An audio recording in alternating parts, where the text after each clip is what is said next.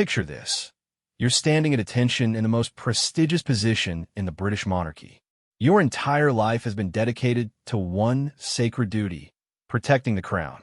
Years of training, sacrifice, and unwavering loyalty have brought you to this moment. Then, the unthinkable happens. The king himself approaches you during the most critical security briefing of the decade.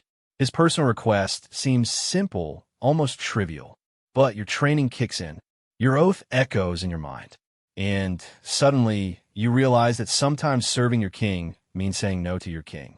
What happens when absolute loyalty meets absolute protocol? When personal relationships clash with professional duty? When the weight of centuries of tradition rests on a single decision made in mere seconds? This is the true story of Sergeant Major Thompson, a man who discovered that sometimes the greatest act of service is the one that appears to be defiance.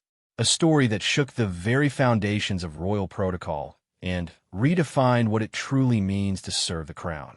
Some say he was a hero. Others called him insubordinate. But everyone agrees on one thing.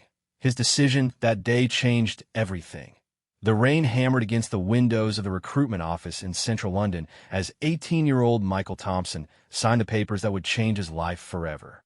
It was March 1998, and the young man from a small Yorkshire mining town had no idea he was about to embark on a journey that would culminate in one of the most controversial moments in modern royal history. Michael's hands trembled slightly as he put pen to paper, not from nervousness, but from excitement. This was his escape route from a life that seemed predetermined in the dying coal communities of northern England. His father had worked the mines until they closed. His older brother had followed the same path until there was no path left to follow. But Michael had always been different. While other boys in his town dreamed of football stardom or quick money, Michael dreamed of purpose, of service, of something bigger than himself.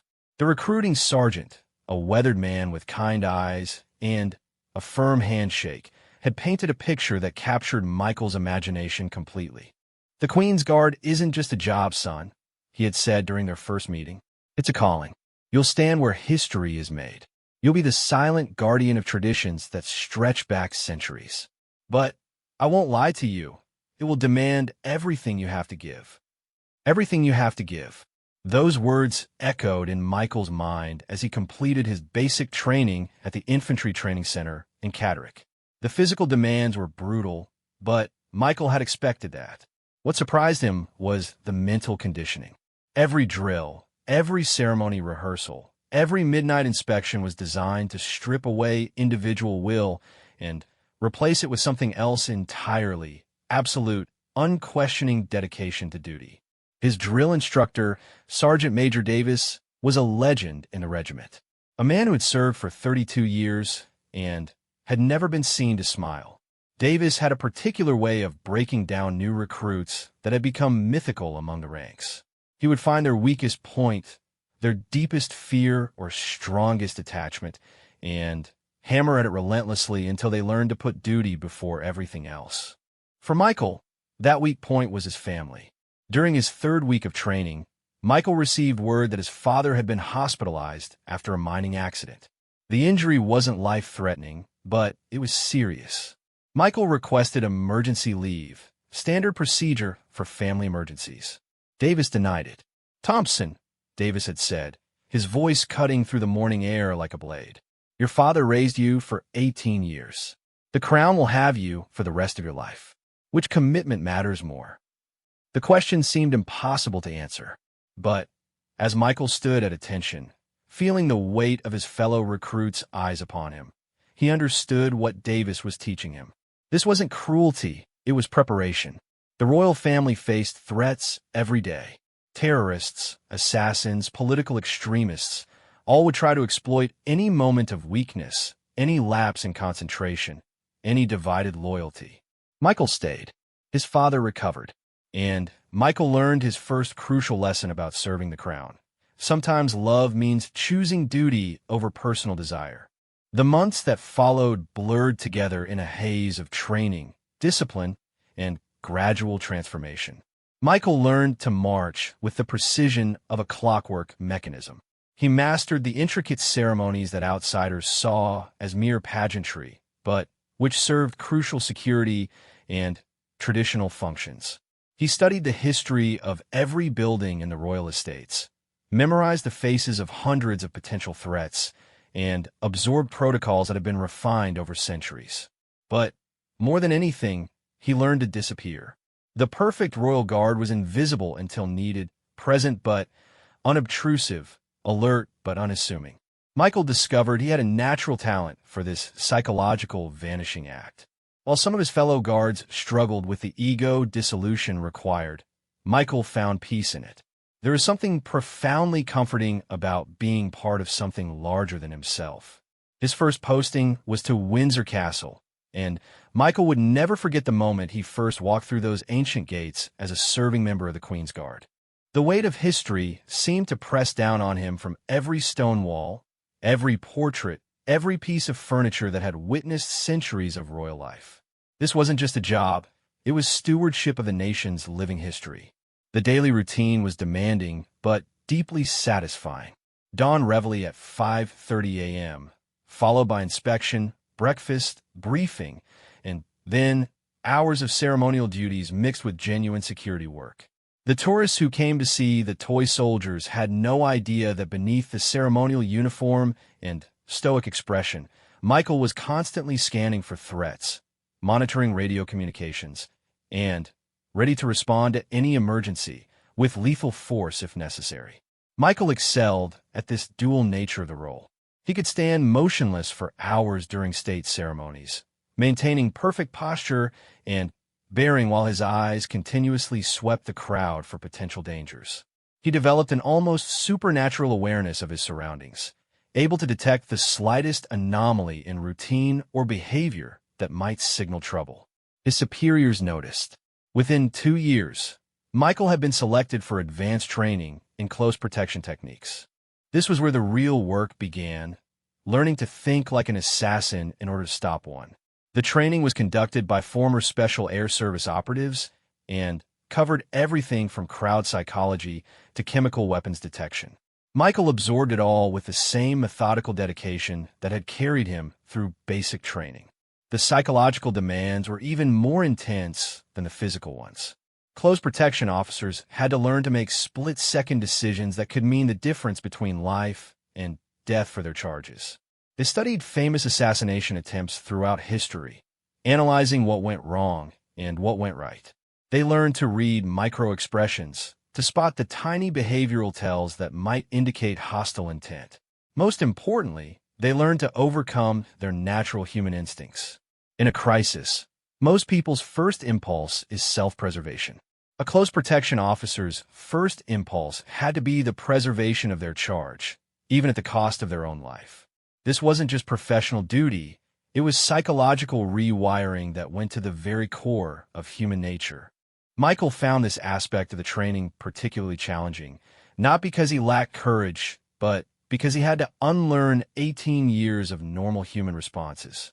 During one exercise, instructors staged a mock assassination attempt using paintball rounds. Michael's job was to shield the VIP, a mannequin dressed in royal regalia, from multiple shooters attacking from different angles. The first time, Michael's instincts kicked in, and he dove for cover behind a concrete barrier. The mannequin was killed instantly. Davis, who was overseeing the exercise, said nothing. They simply reset and ran the drill again, and again, and again. By the 20th repetition, something had fundamentally changed in Michael's response patterns. When the shooting started, he no longer thought about his own safety. His body moved automatically to cover the mannequin, absorbing multiple paint rounds to his torso and back while keeping his charge protected. It hurt. The paintball struck with enough force to leave welts and bruises. But Michael felt something he had never experienced before, complete certainty about his purpose. After the exercise, Davis approached him with something that might have been approval in his weathered features. "That's it, Thompson. You got it now. You're not Michael Thompson anymore when you're on duty. You're a shield made of flesh and blood, nothing more and nothing less." The words should have been dehumanizing, but Michael found them strangely comforting. There was clarity in that level of purpose, a freedom that came from knowing exactly what was expected of you in any situation. His reputation grew within the regiment. Michael became known as someone who could be trusted with the most sensitive assignments, who would never let personal feelings interfere with professional judgment. He was the guard you wanted watching your back, the one who would never be distracted by fatigue, boredom, or personal concerns. When Queen Elizabeth II died in September 2022 and Charles ascended to the throne, Michael was among the guards selected for the new king's personal protection detail. It was the highest honor his profession could bestow, recognition of nearly 25 years of flawless service.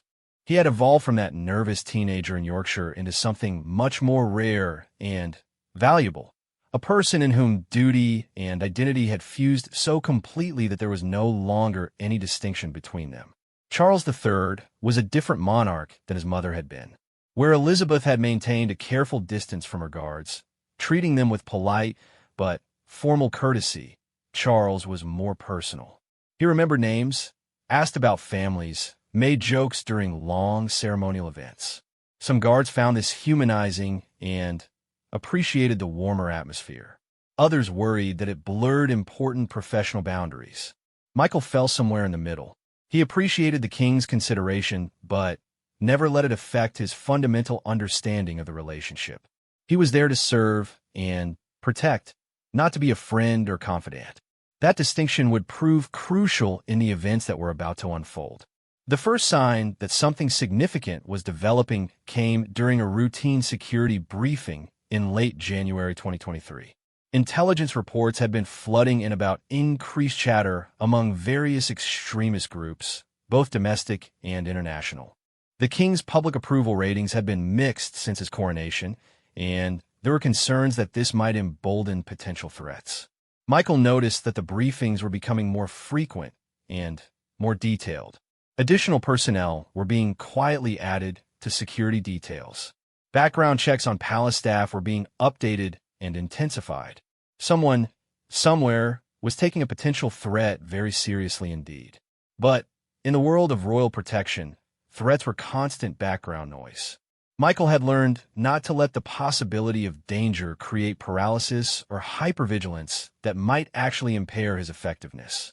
The job was to be prepared for everything while maintaining the appearance of normalcy. That appearance of normalcy would soon be put to the ultimate test in a way that Michael could never have imagined during all those years of training and preparation. The young man from Yorkshire who had signed up to serve something greater than himself was about to discover that sometimes the greatest service requires the courage to say no to the very person you've sworn to protect. The secure briefing room beneath Buckingham Palace was a place few people ever saw and fewer still would recognize from the outside.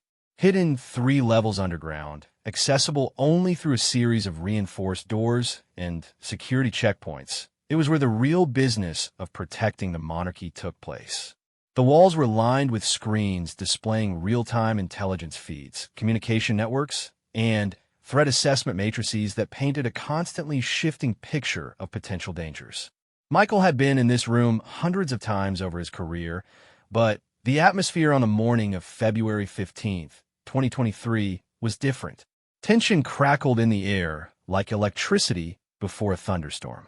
The usual quiet professionalism of the security briefing had been replaced by something more urgent, more focused. Commander Sarah Harrison, head of the Royal Protection Command, stood at the front of the room with an expression Michael had rarely seen on her typically composed features.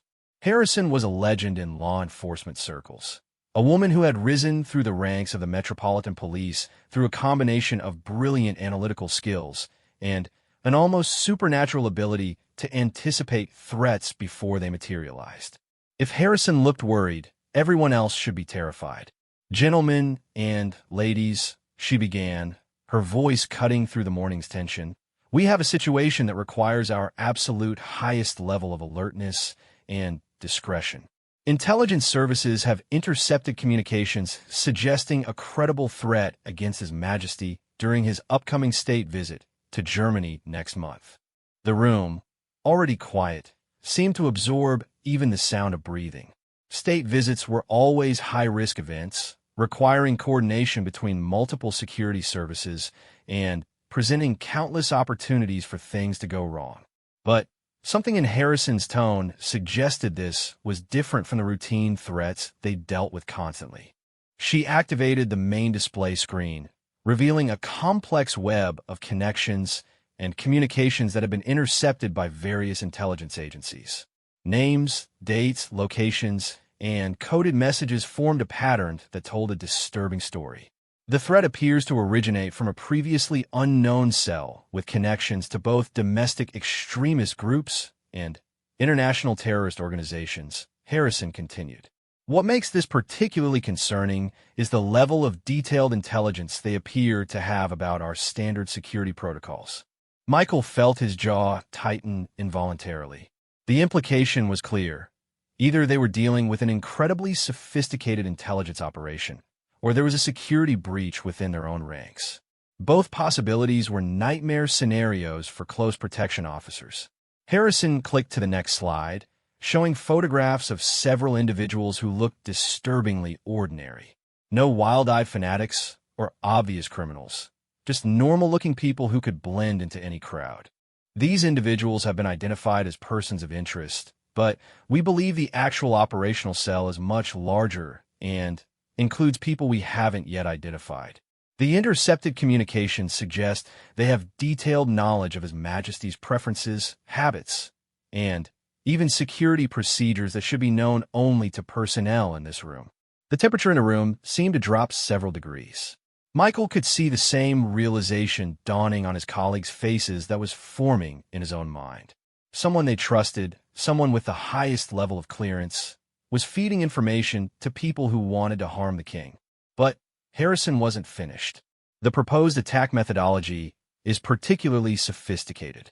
Rather than attempting a direct assault, which they correctly assess will be nearly impossible to carry out successfully, they appear to be planning what our analysts are calling a protocol exploitation attack.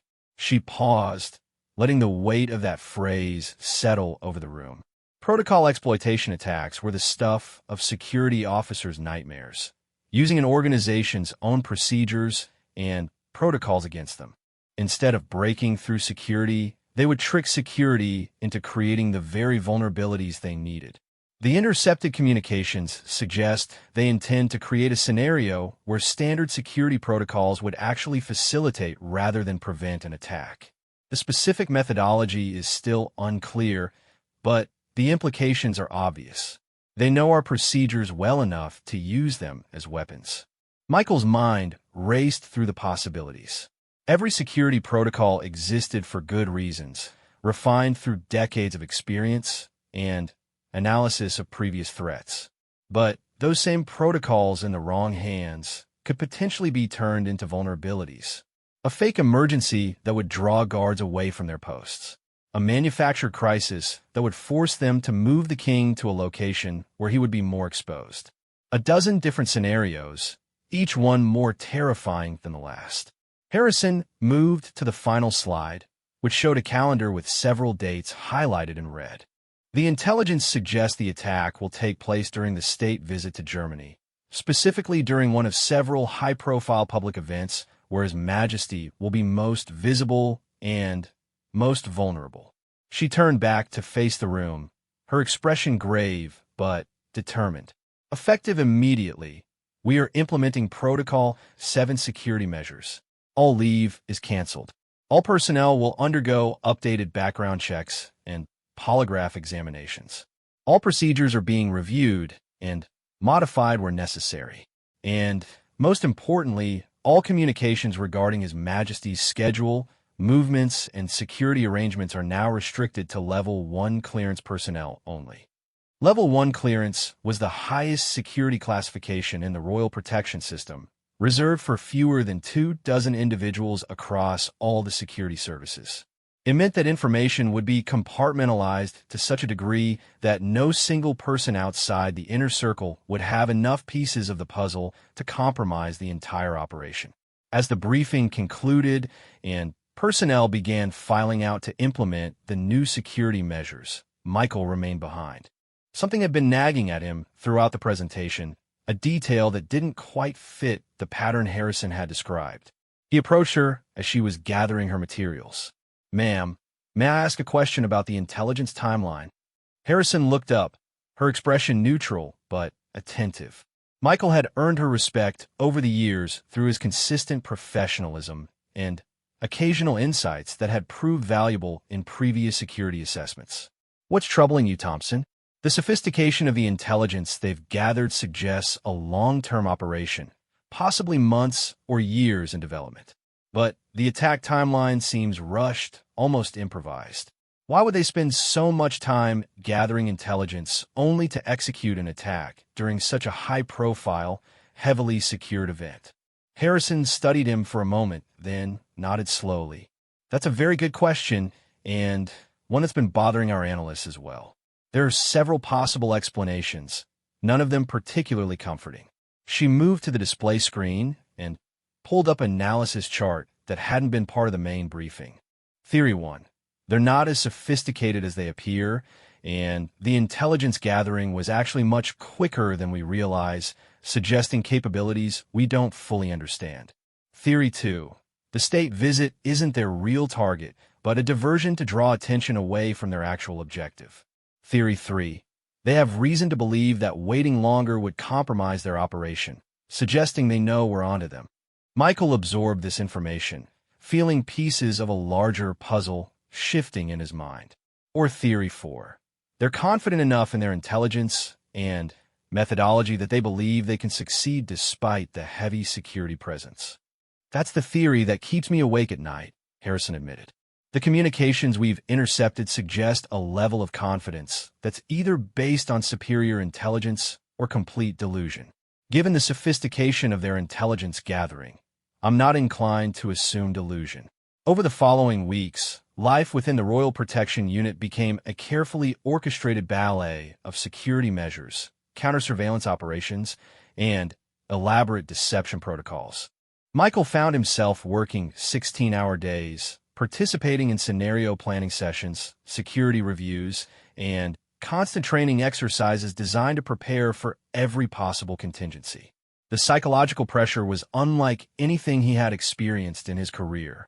Every face in every crowd could be a threat. Every deviation from routine could be significant. Every communication could be intercepted. Every protocol could be compromised. The very foundations of their professional world, trust, routine, predictability, had been undermined. But perhaps more disturbing than the external threat was the internal investigation that was quietly taking place simultaneously. The possibility that someone within their own ranks was feeding information to potential assassins created an atmosphere of suspicion and paranoia that threatened to poison the close-knit professional relationships that were essential to effective security operations. Michael found himself analyzing his colleagues' behavior with the same intensity he normally reserved for potential threats in crowds. Was that nervous gesture significant? Why had someone asked about a particular protocol? Who had access to specific information that might have been compromised?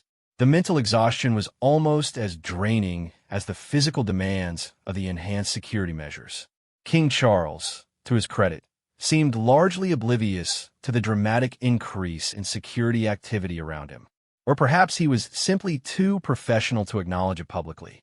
He maintained his normal schedule of meetings, appearances, and ceremonial functions with the same casual confidence he had always displayed.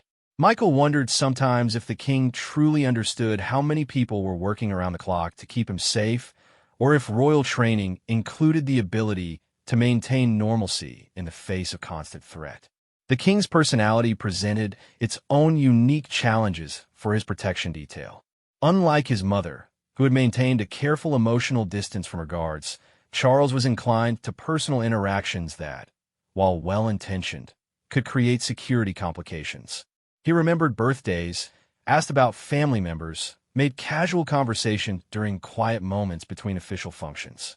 Michael had learned to navigate these interactions with polite but professional responses that acknowledged the king's courtesy without encouraging the kind of personal relationship that might compromise his professional judgment.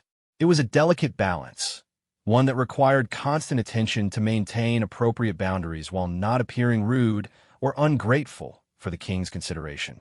But as the security situation intensified and the date of the German state visit approached, Michael began to notice changes in the king's behavior that concerned him professionally. Charles seemed more distracted during briefings, more inclined to deviate from planned schedules, more resistant to security recommendations that he normally would have accepted without question. During one particularly tense security briefing, where Harrison was explaining the need for additional restrictions on the king's movements during the upcoming visit, Charles had interrupted with unusual sharpness.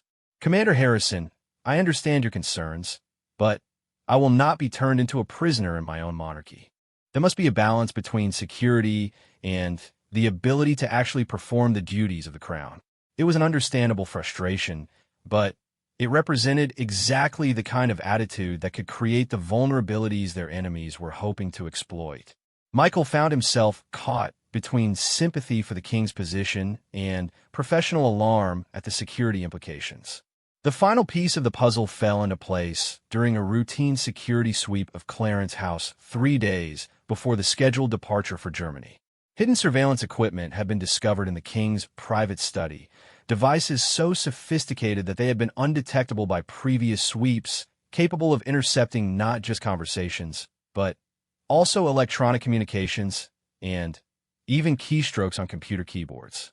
The equipment had been in place for at least 6 months, possibly longer. Every private conversation, every confidential document, every security briefing that had taken place in that room had been compromised. The scope of the intelligence breach was staggering, far worse than anyone had imagined. But most disturbing was the location where the devices had been planted. The king's private study was accessible only to a handful of people with the highest security clearances: personal staff who had been with the royal family for decades, security personnel who had been thoroughly vetted and regularly monitored, and family members themselves. The investigation team that examined the devices determined that they had been placed by someone with intimate knowledge of the room's layout, the king's habits, and the security procedures governing access to private royal spaces. This wasn't a sophisticated external operation. This was treason at the highest levels. Michael stood in that violated space, looking at the small holes in the wall where the listening devices had been concealed, and felt something fundamental shift in his understanding of the situation. This wasn't just about protecting the king from external threats anymore. The enemy was already inside the walls, had been inside for months, and knew everything about their plans, their procedures, and their vulnerabilities. The state visit to Germany was now just 5 days away, and they were operating under the assumption that their enemies knew every detail of their security arrangements. It was, Michael realized, going to require something unprecedented in royal protection. They would have to be prepared to abandon everything they had trained for, every protocol they had mastered, and improvise their way through a situation where all their advantages had been turned into liabilities. The young man from Yorkshire who had spent 25 years learning to follow orders without question was about to face a situation where the only way to serve the crown might be to defy it. The gray February morning that would change everything began like countless others in Michael Thompson's career. At 5:30 a.m. sharp, he stood at attention in the briefing room at Buckingham Palace, surrounded by 24 of Britain's most elite security professionals. But beneath the familiar routine of morning inspection and operational updates, tension hummed through the room like a live electrical wire. It had been 2 days since the discovery of the surveillance equipment in the king's private study. 2 days of frantic investigation, emergency protocol revisions, and the growing realization that they were operating in completely uncharted territory. The German state visit had been postponed indefinitely while security services worked to assess the full scope of the intelligence compromise. But that decision had created new problems of its own. Commander Harrison stood at the front of the room, her usually immaculate uniform showing subtle signs of the stress they were all feeling. A slight wrinkle in her sleeve, a strand of hair not quite perfectly in place. She had aged visibly in the past week. The weight of responsibility for the king's safety compounded by the knowledge that their own security had been catastrophically compromised. "Ladies and gentlemen," she began, her voice carrying the controlled tension they had all learned to recognize. The investigation into the intelligence breach has revealed information that fundamentally changes our operational parameters. She activated the main display screen, revealing a network diagram that looked like something from a spy thriller. Lines connected photographs, dates, locations, and intercepts in a pattern that told a story none of them wanted to hear. We now have confirmation that the surveillance operation against His Majesty has been active for at least 14 months. During that time, they have had access to virtually every aspect of our security planning, including details of protocols that are supposed to be known only to personnel in this room. Michael felt his jaw tighten. 14 months meant that every security briefing, every threat assessment, every protocol modification had been monitored by people who wanted to harm the king. They had been playing a game where their opponents knew every card in their hand, while keeping their own cards completely hidden. Harrison continued. More concerning is evidence suggesting that the surveillance was not passive observation, but active intelligence gathering designed to support a specific operational objective. The communications we've intercepted indicate they were not just watching. They were learning our responses to various scenarios in order to predict how we would react to their planned attack. The room was completely silent now. This went beyond simple surveillance into something much more sophisticated and terrifying. Their enemies had been studying them the way scientists study laboratory specimens, mapping their responses and identifying the precise combination of stimuli that would produce the desired reaction. The psychological profiles they've developed of our personnel are disturbingly accurate, Harrison said, her voice dropping slightly. They know how each of you responds to different types of threats. They know your training background, your psychological strengths and weaknesses, even your personal relationships that might be used to influence your professional judgment. Michael found himself thinking about the conversations he'd had in the king's study over the past year. Briefings about his family back in Yorkshire, discussions about career plans, even casual observations about security protocols that seemed routine at the time, but which now took on sinister significance. Had those listening devices captured something that would be used against him? Against the king? The briefing continued with technical details about communication security, revised protocols for information sharing, and new procedures for detecting surveillance equipment. But Michael found his attention drifting to a more fundamental question that no one in the room seemed to be addressing directly. If their enemies knew their training, their protocols, their psychological profiles, and their likely responses to various threats, then how could traditional security procedures possibly be effective? They were fighting an enemy who had been specifically preparing to defeat exactly the kind of protection they were trained to provide. After the formal briefing concluded, Michael lingered in the corridor outside the briefing room, processing what he had learned. The implications were staggering. Every aspect of royal protection was built on certain assumptions, that protocols were secret, that training methods were secure, that personnel backgrounds were confidential. When those assumptions were false, the entire system became vulnerable in ways that no amount of additional manpower or equipment could address. Thompson. Commander Harrison's voice interrupted his thoughts. A word, if you please. They walked together down a corridor that Michael had traversed thousands of times, but which now felt somehow different. Every corner could conceal surveillance equipment. Every routine conversation could be monitored and analyzed for intelligence value. The familiar had become foreign, contaminated by the knowledge of betrayal. Harrison led him to her private office, a small space that served as the nerve center for royal protection operations. Unlike the high-tech briefing room, this was a more personal space filled with operational manuals, commendation certificates, and photographs spanning her 20-year career in law enforcement. She closed the door and activated a white noise generator that would defeat most surveillance devices, then turned to face him with an expression that mixed professional respect with something approaching desperation. Michael, I'm going to share something with you that is known to only 3 people in the world. The surveillance equipment we discovered was not planted by outsiders. The words hit Michael like a physical blow. He had suspected as much, but having it confirmed was still shocking. Someone within their own ranks, someone they trusted completely, had been systematically betraying every aspect of the king's security. The technical analysis is conclusive, Harrison continued.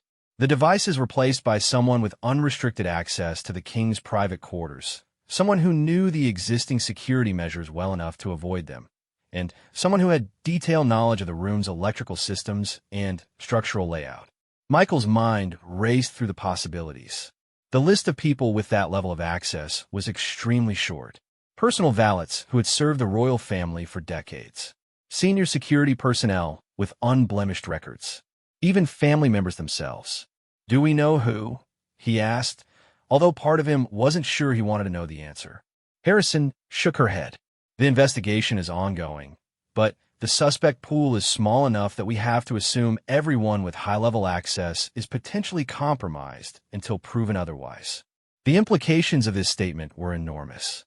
It meant they couldn't trust their own colleagues, couldn't rely on established communication channels, couldn't assume that any security planning was actually secure. They were essentially operating as an island of maybe 3 trustworthy people in a sea of potential betrayal. "There's more," Harrison said, and Michael could see from her expression that whatever came next would be worse than what had come before. Intelligence intercepts suggest the attack is still planned for today, despite the postponement of the German visit. They appear to have a backup plan that takes advantage of His Majesty's revised schedule. Today, Michael felt his training kick in automatically, his mind shifting into the heightened alertness mode that years of preparation had made second nature. But this was unlike any situation his training had prepared him for. Usually, threats came from outside the security perimeter. Now, the threat was inside, woven so deeply into their own operations that it was impossible to separate friend from enemy. "What's the revised threat assessment?" he asked. Harrison activated her computer terminal and brought up a schedule that showed the king's activities for the day. It looked routine enough. A morning meeting with agricultural representatives, lunch with members of parliament, an afternoon ceremony at Westminster Abbey, evening reception for visiting dignitaries. "Intelligence suggests the attack will take place during the Westminster Abbey ceremony," she said. "The intercepts indicate they plan to exploit some aspect of the security protocols to create a vulnerability they can exploit."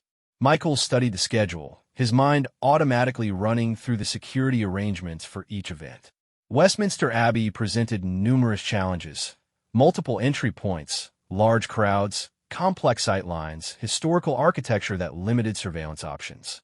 But they had secured similar events there dozens of times without incident. Unless, of course, someone who knew their security arrangements had been planning how to defeat them for over a year. "Ma'am," Michael said slowly, "if they know our protocols well enough to exploit them, then following standard procedures might actually be playing into their hands." Harrison nodded grimly. "That's exactly what I'm afraid of. Which brings me to why I asked you here privately." She moved to her safe and retrieved a sealed envelope marked with the highest security classifications. "These are revised operational orders for today's Westminster Abbey ceremony. They represent a complete departure from standard protocol, designed specifically to counter the intelligence advantage our enemies have gained." Michael accepted the envelope, feeling its weight both physical and symbolic. "Revised how?" "In ways that will seem wrong to everything you've been trained to do. In ways that will appear to violate direct orders from your superiors. In ways that may require you to act contrary to the expressed wishes of His Majesty himself." The magnitude of what she was asking began to dawn on Michael. They were so deep into uncharted territory that the only way to protect the king might be to disobey him. The specific details are in the envelope, but the basic concept is this: we believe the attack plan relies on us following our standard protocols. Therefore, the only way to defeat it is to abandon those protocols completely at the critical moment. Michael understood the theory, but the practical implications were staggering. Royal protection operated on the basis of absolute predictability and rigid adherence to established procedures. Everyone from the king himself to the lowest-ranking security officer knew exactly what was supposed to happen in any given situation. That predictability was what allowed dozens of people to coordinate seamlessly in complex security operations. If they abandoned those protocols, they would be improvising with the king's life as the stakes. Ma'am, who else knows about these revised orders? You and I. That's it. We can't risk wider distribution because we don't know who else might be compromised. Michael felt the full weight of the responsibility settling on his shoulders. In a few hours, he would be making decisions that could determine whether King Charles III lived or died, and he would be making those decisions based on his own judgment rather than established protocols and chain of command. One more thing, Michael, Harrison said, her voice dropping to almost a whisper. The intelligence suggests they know about your personal background, your training record, your psychological profile. They may have developed specific strategies for manipulating or neutralizing you individually. This was perhaps the most chilling revelation yet. It meant that his enemies understood him better than he understood them. They had studied his responses, identified his weaknesses, and planned how to exploit them. He would be fighting not just against unknown attackers, but against their psychological manipulation of his own trained reactions.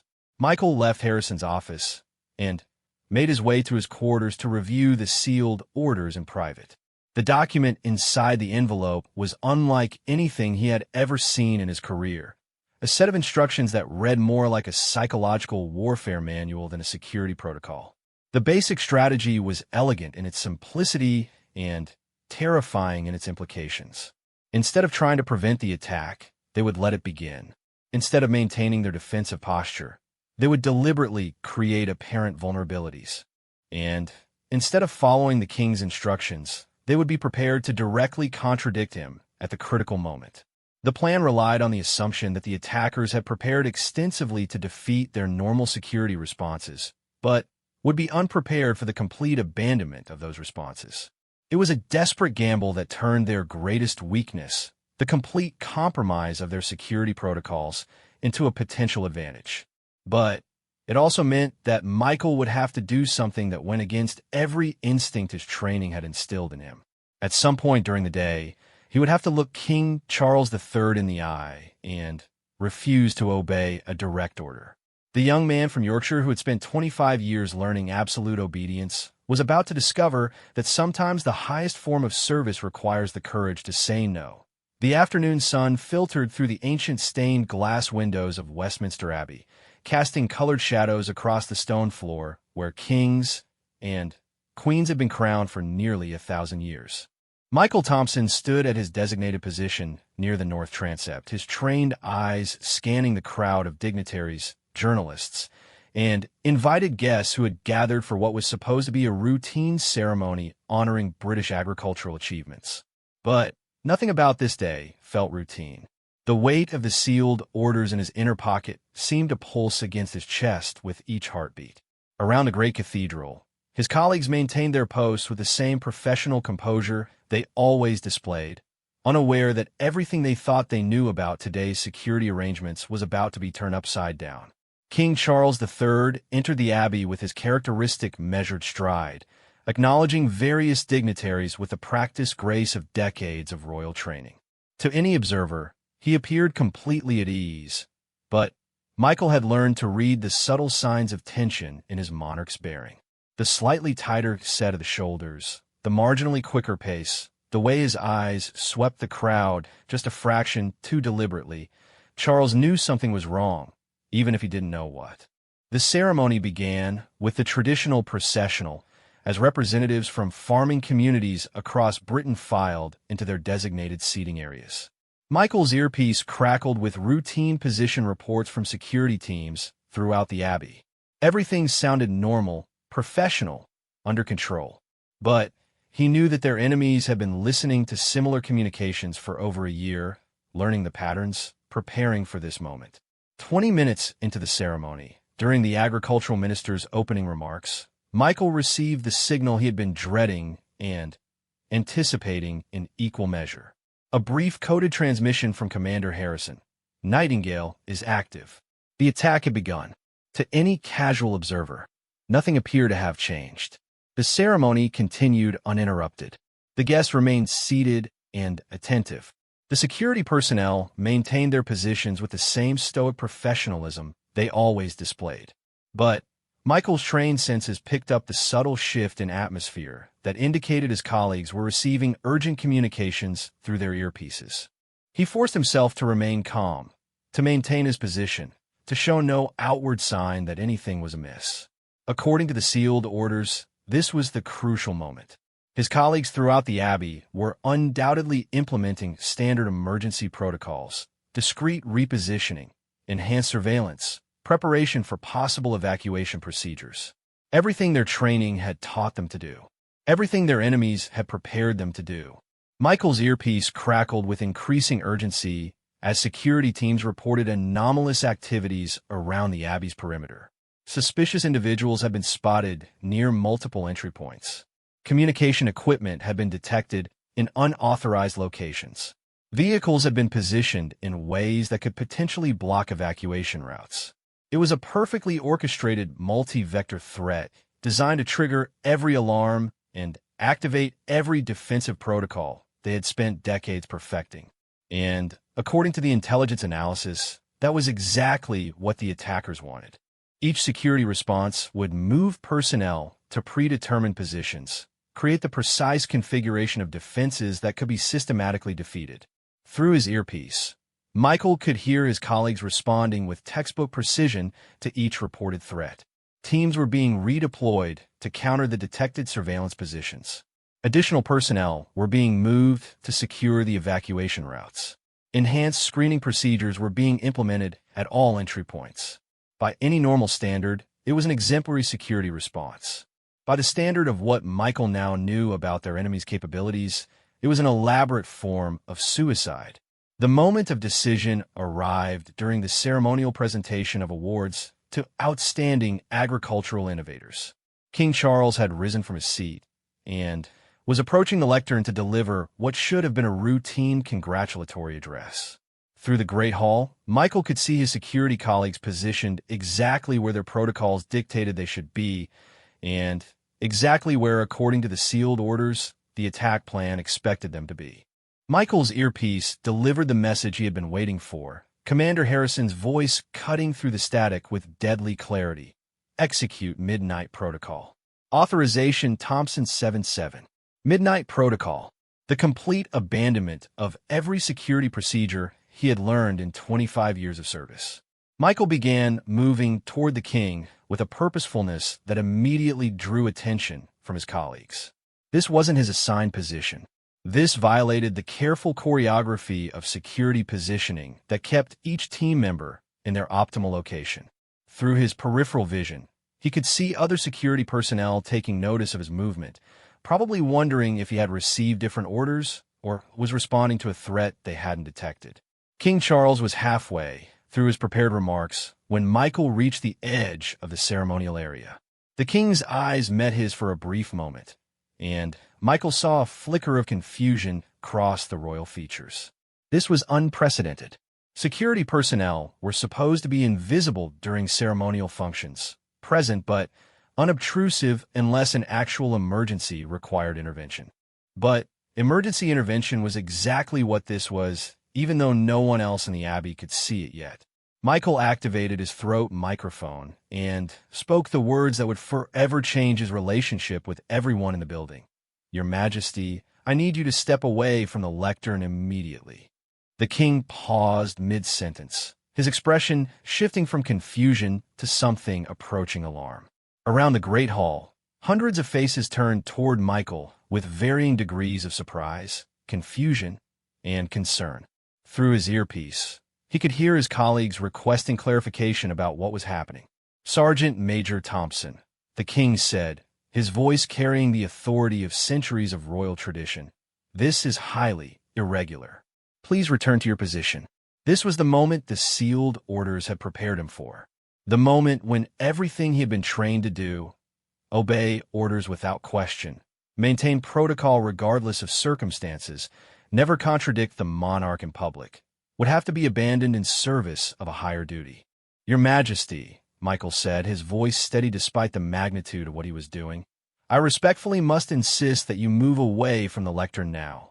The Abbey had fallen completely silent except for the barely audible crackle of radio communications as security teams throughout the building tried to understand what was happening.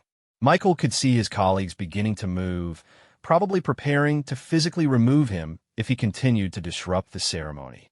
King Charles's expression hardened. "Sergeant Major, you are directly contradicting a royal command. I order you to return to your position immediately." Michael's training screamed at him to comply. Every instinct developed over decades of service demanded that he step back, apologize, and resume his assigned position.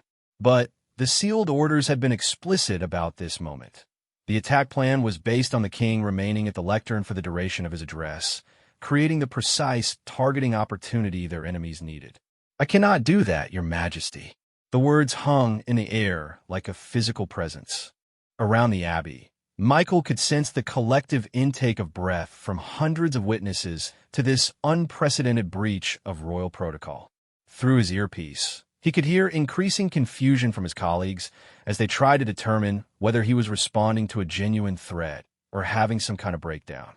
King Charles took a step forward, his voice carrying the full weight of royal authority. "Sergeant Major Thompson, you will obey this direct order or face the consequences." Michael felt 25 years of training and conditioning pulling at him like a physical force. Everything he had learned, everything he had been conditioned to believe about duty and obedience demanded that he back down. But the analysis in the sealed orders had been clear. The attack depended on predictable responses to authority, on the assumption that royal security personnel would never directly defy a monarch's command. "Your Majesty," Michael said, moving closer to the king, "there are things I know that you don't. Trust me." For a moment that seemed to stretch into eternity, king and guard stared at each other in a battle of wills that represented far more than a simple disagreement about ceremony protocol. This was a confrontation between traditional authority and professional judgment, between the requirements of public dignity and the demands of personal safety. Then, Michael saw something change in the king's expression. Perhaps it was recognition of the genuine concern in Michael's voice. Perhaps it was awareness of the tension radiating from security personnel throughout the abbey. Or perhaps it was simply the realization that Sergeant Major Thompson had never, in years of service, shown the slightest tendency toward inappropriate behavior. "Very well," King Charles said quietly, his voice barely audible beyond the immediate area around the lectern. "But this had better be justified." Michael escorted the king away from the lectern toward a position that, according to the sealed orders, would disrupt the targeting parameters of the planned attack. As they moved, he activated his throat microphone and spoke the code phrase that would signal Commander Harrison to implement the final phase of Midnight Protocol. "Raven is secure. Implementing final containment."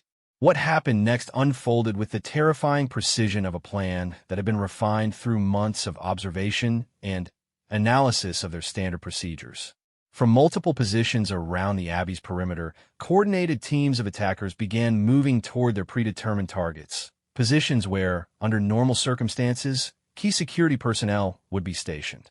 But those positions were now empty. The attackers' communications, which had been intercepted and decoded through painstaking intelligence work, revealed their confusion as they found their carefully planned operation disrupted by security deployments that made no sense according to any known protocol. Through the abbey's ancient walls, Michael could hear the sounds of conflict as British security forces engaged the attack teams in locations chosen specifically to minimize risk to the ceremony participants.